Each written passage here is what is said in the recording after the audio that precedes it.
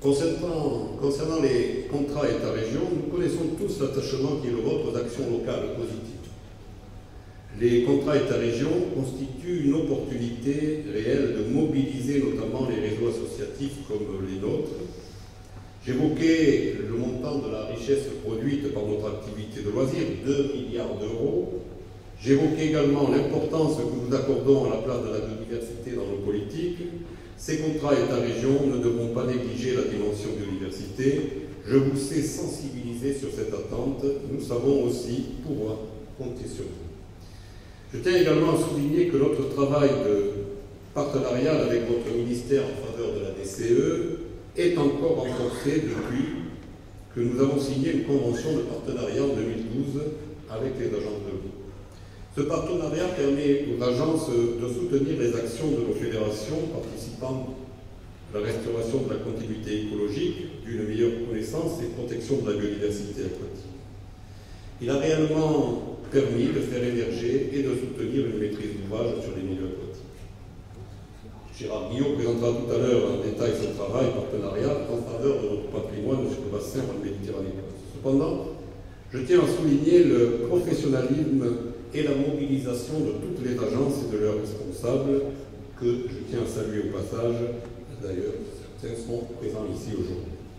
Depuis peu, nous avons également noué un partenariat utile avec l'ONEMA pour faciliter la connaissance et le partage d'expériences.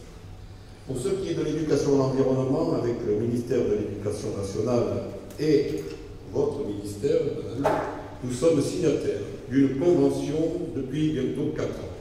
Nous intervenons depuis des années auprès des écoles et c'est pour nous un enjeu déterminant. Ce sont plus de 100 000 scolaires qui bénéficient d'une action de sensibilisation. Nous avons saisi M. Benoît Hamon, ministre de l'Éducation nationale, d'un renouvellement de notre convention. Nous espérons, Madame, un soutien de votre part à un moment où les collectivités s'interrogent sur les modalités de mise en place des nouveaux rythmes scolaires. La transition énergétique, chantier stratégique, chantier important, mais chantier conflictuel s'il en est. Les annonces à l'occasion du projet de loi énergie ne nous rassurent pas. En particulier la place qui sera accordée, vous comprenez, à la petite hydroélectricité que d'aucuns ont présentée comme une énergie verte pour l'effet de serre. Pour nous et nos milieux aquatiques, si j'ose dire, c'est plutôt une énergie noire. Notre crainte majeure est connue, c'est que l'hydroélectricité puisse être prévue comme une alternative aux prévisions de baisse du nucléaire. Notre position sur l'hydroélectricité est ancienne, pragmatique et ferme. Pour nous, pêcheurs, nos rivières sont largement saturées par des ouvrages de toute nature, pour certains utiles, d'autres pas. Certains sont en bon état, d'autres en ruine ou considérablement dégradés. Fort de ce constat, l'optimisation des ouvrages existants est, pour ce qui nous concerne, la solution.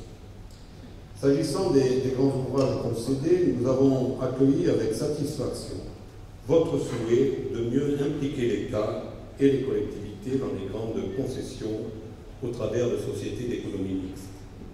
De leur côté, les opérateurs historiques ont acquis une culture de la protection de nos rivières et si tout est loin d'être parfait, disons que du chemin a été fait.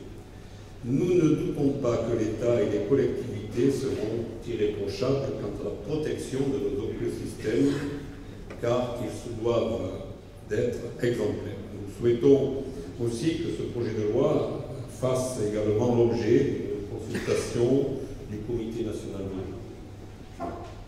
Je vous disais aussi que notre position est ferme. Elle est fermée à tout nouveau projet d'ouvrage hydroélectrique, en particulier les petits ouvrages. Plus de 50 000 ouvrages de toute nature minent la continuité écologique et sédimentaire. Nombre d'entre eux ont vécu et vivent encore en marge du droit. Les hypothétiques avantages environnementaux, économiques ou sociaux mis en avant dans cette filière sont, j'allais dire, souvent imaginaires. Vous savez, nous vivons aux côtés de ces ouvrages depuis des générations. Nous savons les perturbations qu'ils occasionnent pour le patrimoine piscicole. Ces ouvrages sont bien souvent financés par des fonds publics pour leur mise aux normes et leur électricité est largement financée par de l'argent public, mécanisme d'ailleurs critiqué par l'Europe. Je note d'ailleurs au passage que ce mécanisme est encore renforcé dans le projet de loi énergie, alors qu'aucune initiative nouvelle n'est prise pour la qualité et la continuité écologique des cours d'eau dans cette loi énergie. Sans préjuger du débat parlementaire, nous souhaitons vivement que vous nous précisiez vos intentions, Madame la Ministre, en matière d'hydroélectricité. Au prix de plusieurs années de discussions dans les bassins, certaines rivières sont classées comme ne devant pas supporter de nouveaux ouvrages. Ce sont en quelque sorte des joyaux de notre patrimoine commun. Cela n'empêche d'ailleurs pas des projets de retenue de substitution des ouvrages hydroélectriques. Avant de conclure et vous laisser nous rassurer, j'évoquerai un dossier important, rapidement, qui est à la confluence de tous mes propos.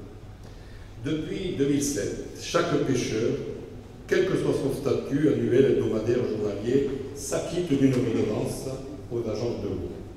Le pêcheur est le seul citoyen à s'acquitter d'une telle redevance et d'autre part à financer via son association les actions et travaux d'intérêt général de protection, de surveillance et de restauration des écosystèmes. Je devrais continuer en disant qu'il s'acquitte également d'une redevance pour pouvoir pêcher sur les baux du domaine public fluvial. À titre indicatif, la loi fixe cette redevance à 10 € maximum par pêcheur. Le taux effectivement pratiqué est de 8,80 € par pêcheur, soit plus de 10% du prix d'une carte de pêche. Le montant total de ces redevances est estimé à 9 millions d'euros, soit plus que la contribution de certaines activités économiques. Ces activités, tout en continuant à pleinement profiter des aides des agences de l'eau dans certains cas, au mépris quelquefois des milieux aquatiques d'ailleurs, sollicitent aussi une baisse de leurs redevances. Cette situation n'est plus tenable. Je parle ici d'équité, mais également d'efficacité.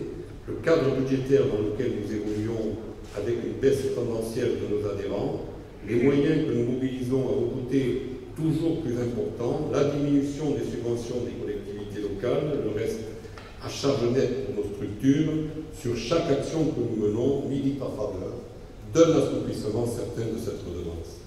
Là encore, éternellement, nous nous singularisons, nous ne discutons pas du principe de participation du pêcheur au financement de la politique de l'eau, nous souhaitons véritablement ouvrir le débat sur le montant, le juste montant auquel doit s'assujettir le pêcheur. Ce sujet ancien, notre mouvement associatif est très attentif sur cette question. Nous souhaitons vivement, Madame la Ministre, que vous soyez la ministre du rétablissement de l'équité écologique et pour ma part, je crois fermement.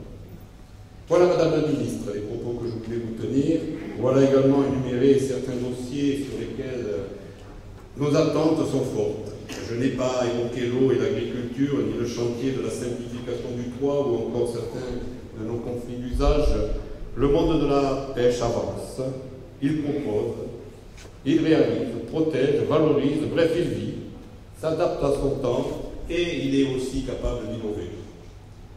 Il le fait, fidèle à sa culture, dans le calme, la mesure et surtout, il est guidé par une volonté quasiment génétique, la recherche permanente de l'intérêt commun et collectif. Je ne doute donc pas, Madame la Ministre, que vous soyez sensible à ces attentes, comme je sais que vous avez déjà su l'être en tant que présidente de région. Je vous remercie de votre attention.